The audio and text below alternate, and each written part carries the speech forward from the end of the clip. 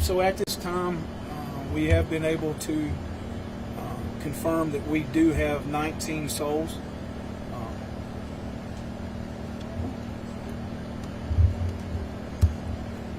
That we're looking for. So, excuse me, I ask you to keep in mind those families. This is probably one of the most devastating sites, I think. Sheriff Kraft and I was talking about. It's probably been one of the most devastating situations that I've been on in my career. As far as the scene goes, we do feel that the scene is secure. We have ATF, FBI that are handling the scene as far as the investigative part, trying to figure out and recreate or figure out what actually happened to cause this. Do I see a short-term explanation? No. Do I see us being here for many days? Yes, I do see that. We've got we've got the bomb squad from Metro Bomb Squad here. I don't really want to get in to start naming all the agencies. I'm scared I'll miss somebody. We've got TBI, Bomb and Arson here. They're all working together. It's one of the things that I'm very happy to see is all of these agencies. It's not just one, but we've come together and we're making the very best team effort that we can to move forward. Please keep in mind that these families, and I've said it up front, I said it to start with, that's where our thoughts and prayers need to go right now. And we've just got to take one day at a time or 1 hour at a time. We're processing things. We're finding out more information. We're trying to figure out, maybe the cause of this. There's not going to be a short explanation for that. I know I'm may have repeated myself there a little bit.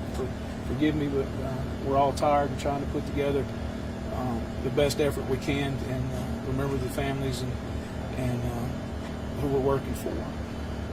I do want to touch on Accurate Energetic. They are here with us. The facility's here with us. They have discontinued operations. They're focusing on their families, their employees. They're focusing on the next things that they need to do to try to make everything best for their people. We've got critical incident folks on the scene. I'm just sitting here trying to think through the scene. We got the critical incident people here for the families as well as some of the first responders. For those of you that don't know, it was about 7:45 a.m. this morning that this explosion happened. We had a really amazing response from the first responders, fire, and here again I commend those first responders because it was multiple jurisdictions. They worked together. They got the situation under control very quickly and safely. And when you see or you pull up to the things that they were seeing and doing and having to do at the time, they done very, very well. And anybody any questions? Sir, you mentioned the word souls earlier. Can you tell us how many people have lost their lives? I can tell you that we've had, there are fatalities. Do I want to put a number to that? Because I always, and those of you that have known me in the past, I always wish for the best. Is there a possibility that somebody might be injured somewhere or somebody that we don't know about? Yes, I can tell you right now that we're looking for 19 individuals. And a lot of times when I have this types of situation, I refer to them more than just a person. They're a soul to me. So we're trying to, I can tell you that we're missing 19 souls. Sheriff, I was wondering how many people were working at the time and how many people were taken to the hospital. I don't think there was, I think 4 to 5 individuals that was taken, maybe even by POV. I can't talk about the ambulance part of that. And forgive me for some of those early questions and not being able to answer them. We've concentrated so hard on getting the scene secured, getting things moving, taking care of basically the security, getting the personnel that we need here, that I can't answer some of those early questions. So forgive me for that. I don't want to give the appearance that I'm avoiding that. Have you had a chance to see the building, and can you describe it? Can I describe the building? There's nothing to describe. It's gone. It's again, it's the most devastating scene that I've seen in my career. Sheriff, do you know what kind of work they did in that building specifically? I do not, ma'am. I do not. I'm not familiar with the day-to-day operations of that. I see a lot of family members, they're waiting. Are they waiting for confirmation about if their family member is missing, or what communication are you having with them right now? We have communicated with the family. We've done it twice. We wanted to get some solid information because we were sliding a little bit in information that we were receiving and from past experience from the flood and those kind of things, that we wanted to make sure that we had the information, the correct information that we needed to talk with. So yes, we have spoke with families. Again, Accurate Energetics is taking care of those families and trying to do everything that we can to comfort them and get them the information as quick as we have. I know it's early in the investigation, but does it appear it's accidental or intentional? Can't answer that. And it's something, that's a good question. And the reason I say that's a good question, in law enforcement, we have one opportunity. And that's the reason why you see a lot of things that we have to do in law enforcement. We have to make the worst assumption. We have to make that and prove it away that it is an accident. So we only have one chance at the evidence. We only have one thing or one chance to be able to do the things that we need to do. And we're going to be slow, methodical, and diligent and do everything that we can to make sure this is what it is.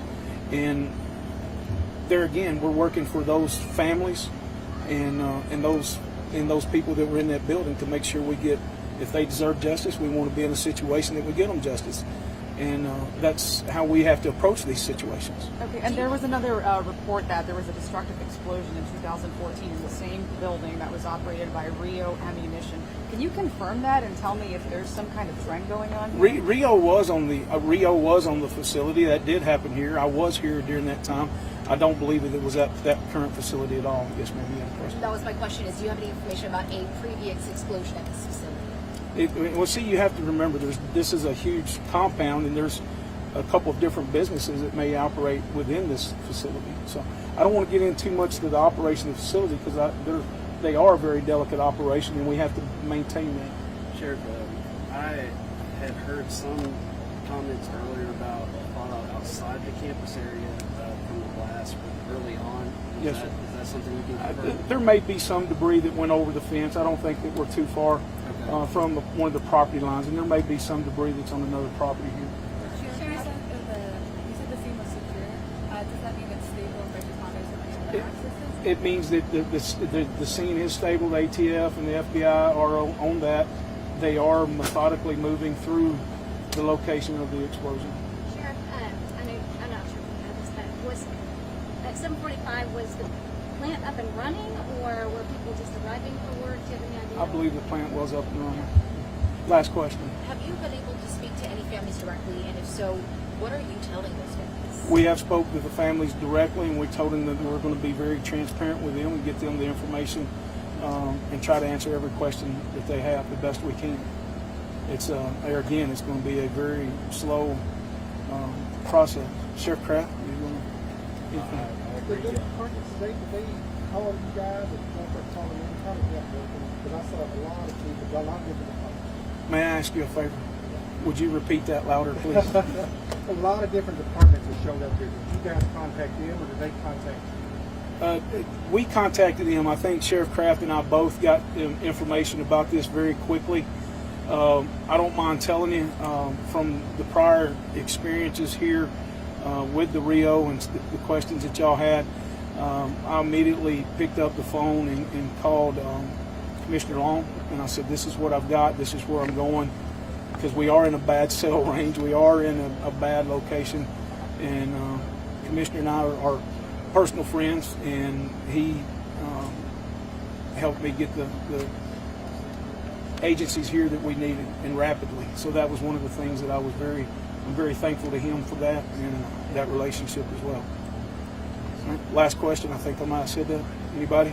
Well, Sheriff, I'm curious. I mean, after Waverly, I mean, another tragedy. I mean, just you talked about at the beginning, but just how are you feeling? I mean, how's the community doing after another tragedy like this? My friend, I can't answer that, and forgive me for saying that. I can't answer that right now because he and I and the people from this facility, Mr. Stinson, we've concentrated so much on what is here right now and getting this stable, secure, and taking care of the people here that I hadn't been able to have any kind of feedback from the community. So I'm sure that I'll start hearing some things. We'll start interacting with things as time goes through this.